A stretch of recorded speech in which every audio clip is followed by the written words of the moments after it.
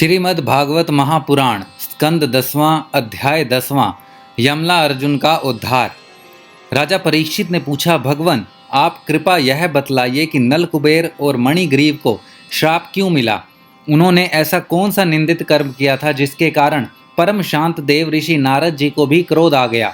श्री शुकदेव जी ने कहा, परीक्षित, नल कुबेर और मणिग्रीव ये दोनों एक तो धनाध्यक्ष कुबेर के लाडले लड़के थे और दूसरे इनकी गिनती हो गई थी रुद्र भगवान के अनुचरों में। इससे उनका घमंड बढ़ गया। एक दिन वे दोनों मंदाकिनी के तट पर कैलाश के रमणीय उपवन में वारुणी मदिरा पीकर मदोन्मत्त हो गए थे। नशे के कारण उनकी आंखें घूम रही थी। बहुत सी स्त्रियां उनके साथ गा बजा रही थी और वे पुष्पों से लदे हुए वन में उनके साथ विहार कर रहे थे। उस समय गंगा जी के पात कमल खिले हुए थे। वे स्त्रियों के साथ जल के भीतर घुस गए और जैसे हाथियों का जोड़ा हथनियों के साथ जल क्रीड़ा कर रहा हो, वैसे ही वे उन युवतियों के साथ तरह तरह की क्रीड़ा करने लगे।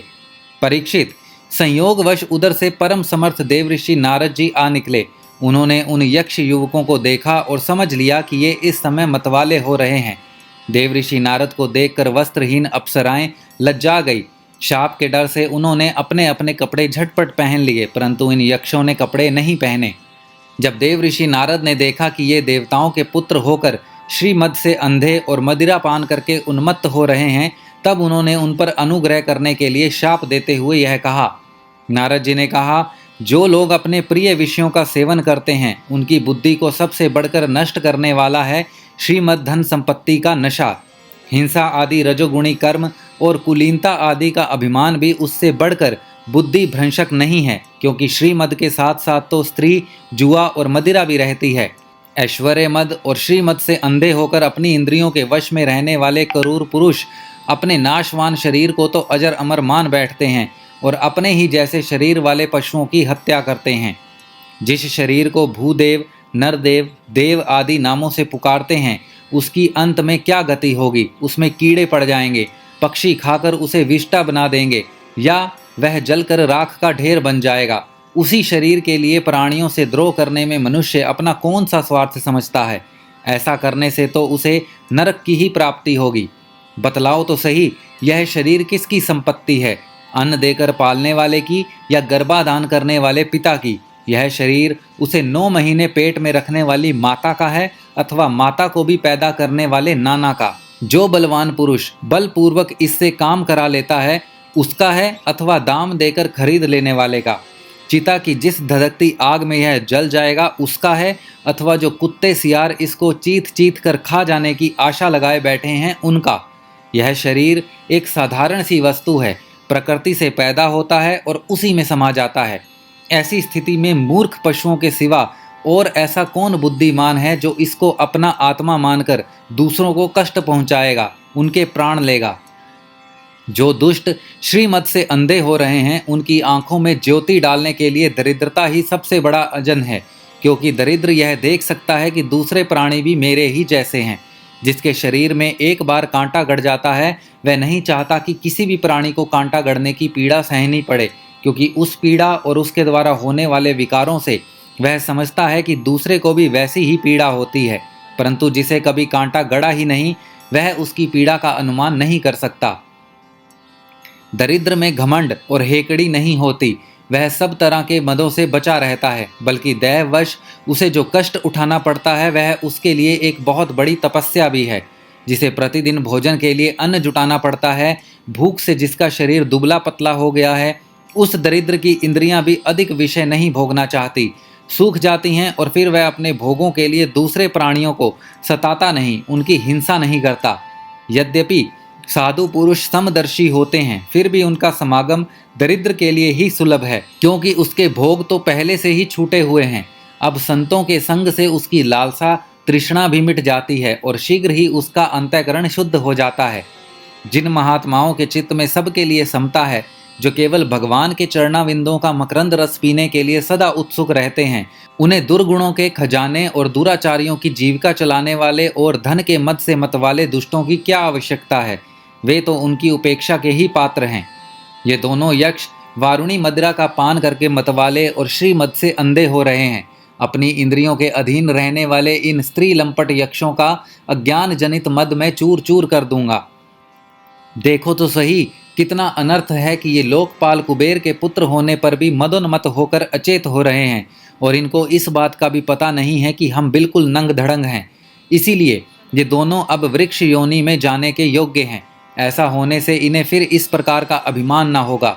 वृक्ष योनि में जाने पर भी मेरी कृपा से इन्हें भगवान की स्मृति बनी रहेगी, और मेरे अनुग्रह से देवताओं के 100 वर्ष बीतने पर इन्हें भगवान श्री कृष्ण का सानिध्य प्राप्त होगा, और फिर भगवान के चरणों में परम प्रेम प्राप्त करके ये अपने लोक में चले आएंगे। श्री शुकदेव जी कहते हैं, देव ऋषि नारद इस प्रकार कहकर भगवान नर नारायण के आश्रम पर चले आए। नल कुबेर और मणिग्रीव ये दोनों एक ही साथ अर्जुन वृक्ष होकर यमला अर्जुन नाम से प्रसिद्ध हुए। भगवान श्री कृष्ण ने अपने परम प्रेमी भक्त देव ऋषि नारद जी की बात सत्य करने के लिए धीरे धीरे उखल घसीटते हुए उस स्थान की ओर प्रस्थान किया जिधर यमला अर्जुन वृक्ष थे। भगवान ने सोचा कि देव ऋषि नारद मेरे अत्यंत प्यारे हैं और ये दोनों भी मेरे भक्त कुबेर के लड़के हैं, इसीलिए महात्मा नारद ने जो कुछ कहा है उसे मैं ठीक उसी रूप में पूरा करूंगा। यह विचार करके भगवान श्री कृष्ण दोनों वृक्षों के बीच में घुस गए।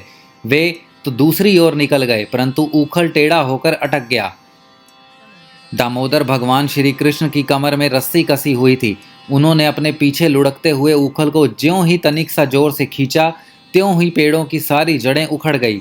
समस्त बल विक्रम के केंद्र भगवान का तनिक सा जोर लगते ही पेड़ों के तने, शाखाएं, छोटी छोटी डालियां और एक एक पत्ते कांप उठे, और वे दोनों बड़े जोर से तड़तड़ाते हुए पृथ्वी पर गिर पड़े। उन दोनों वृक्षों में से अग्नि के समान तेजस्वी 2 सिद्ध पुरुष निकले। उनके चमचमाते हुए सौंदर्य से दिशाएं दमक उठी। उन्होंने संपूर्ण लोकों के स्वामी भगवान श्री कृष्ण के पास आकर उनके चरणों में सिर रखकर प्रणाम किया और हाथ जोड़कर शुद्ध हृदय से वे उनकी इस प्रकार स्तुति करने लगे। उन्होंने कहा, सच्चिदानंद स्वरूप, सबको आपकी ओर आकर्षित करने वाले परम योगेश्वर श्री कृष्ण, आप प्रकृति से अतीत स्वयं पुरुषोत्तम हैं। वेद्यज ब्राह्मण यह बात जानते हैं कि यह व्यक्त और अव्यक्त संपूर्ण जगत आपका ही रूप है। आप ही समस्त प्राणियों के शरीर, प्राण, अंतःकरण और इंद्रियों के स्वामी हैं, तथा आप ही सर्वशक्तिमान काल, सर्वव्यापक एवं अविनाशी ईश्वर हैं। आप ही महतत्व और वह प्रकृति हैं जो अत्यंत सूक्ष्म एवं सत्वगुण, रजोगुण और तमोगुण रूपा है। आप ही समस्त स्थूल और सूक्ष्म शरीरों के क्रम, भाव, धर्म और सत्ता को जानने वाले सबके साक्षी परमात्मा हैं। वृत्तियों से ग्रहण किए जाने वाले प्रकृति के गुणों और विकारों के द्वारा आप पकड़ में नहीं आ सकते। स्थूल और सूक्ष्म शरीर के आवरण से ढका हुआ ऐसा कौन सा पुरुष है जो आपको जान सके, क्योंकि आप तो उन शरीरों के पहले भी एक रस विद्यमान थे। समस्त प्रपंच के विधाता भगवान वासुदेव को हम नमस्कार करते हैं। प्रभो, आपके द्वारा प्रकाशित होने वाले गुणों से ही आपने अपनी महिमा छिपा रखी है। परब्रह्म स्वरूप श्री कृष्ण, हम आपको नमस्कार करते हैं। आप प्राकृत शरीर से रहित हैं, फिर भी जब आप ऐसे पराक्रम प्रकट करते हैं जो साधारण शरीरधारियों के लिए शक्य नहीं हैं, और जिनसे बढ़कर तो क्या जिनके समान भी कोई नहीं कर सकता, तब उनके द्वारा उन शरीरों में आपके अवतारों का पता चल जाता है। प्रभो, आप ही समस्त लोकों के अभ्युदय और श्री और निश्रेष्ठ के लिए इस समय अपनी संपूर्ण शक्तियों से अवतीर्ण हुए हैं। आप समस्त अभिलाषाओं को पूर्ण करने वाले हैं। परम कल्याण स्वरूप आपको नमस्कार है। परम मंगल साधन स्वरूप आपको नमस्कार है। परम शांत सबके हृदय में विहार करने वाले यदुवंश शिरोमणि श्री कृष्ण को नमस्कार है। अनंत, हम आपके दासानुदास हैं, आप यह स्वीकार कीजिए। देव ऋषि नारद के परम अनुग्रह से ही हम अपराधियों को आपका दर्शन प्राप्त हुआ है। प्रभो, हमारी वाणी आपके मंगलमय गुणों का वर्णन करती रहे, हमारे कान आपकी रसमयी कथा में लगे रहें, हमारे हाथ आपकी सेवा में और मन आपके चरण कमलों की स्मृति में रम जाए। यह संपूर्ण जगत आपका निवास स्थान है। हमारा मस्तक सबके सामने झुका रहे। संत आपके प्रत्यक्ष शरीर हैं, हमारी आंखें उनकी दर्शन करती रहें। श्री शुकदेव जी कहते हैं, सौंदर्य माधुर्य निधि गोकुलेश्वर श्री कृष्ण ने नल कुबेर और मणिग्रीव के इस प्रकार स्तुति करने पर रस्सी से उखल में बंधे बंधे ही हंसते हुए उनसे कहा। श्री भगवान ने कहा, तुम लोग श्रीमत से अंधे हो रहे थे। मैं पहले से ही यह बात जानता था कि परम कारुणिक देव ऋषि नारद के शाप देकर तुम्हारा ऐश्वर्य नष्ट कर दिया। तथा इस प्रकार तुम्हारे ऊपर कृपा की। जिनकी बुद्धि समदर्शनी है और हृदय पूर्ण रूप से मेरे प्रति समर्पित है, उन साधु पुरुषों के दर्शन से बंधन होना ठीक वैसे ही संभव नहीं है जैसे सूर्य उदय होने पर मनुष्य के नेत्रों के सामने अंधकार का होना। इसीलिए नलकुबेर और मणिग्रीव, तुम लोग मेरे परायण होकर अपने अपने घर जाओ।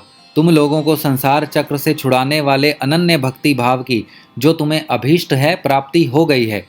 श्री शुकदेव जी कहते हैं, जब भगवान ने इस प्रकार कहा तब दोनों ने उनकी परिक्रमा की और बार बार प्रणाम किया। इसके बाद उखल में बंधे हुए सर्वेश्वर की आज्ञा प्राप्त करके उन लोगों ने उत्तर दिशा की यात्रा की।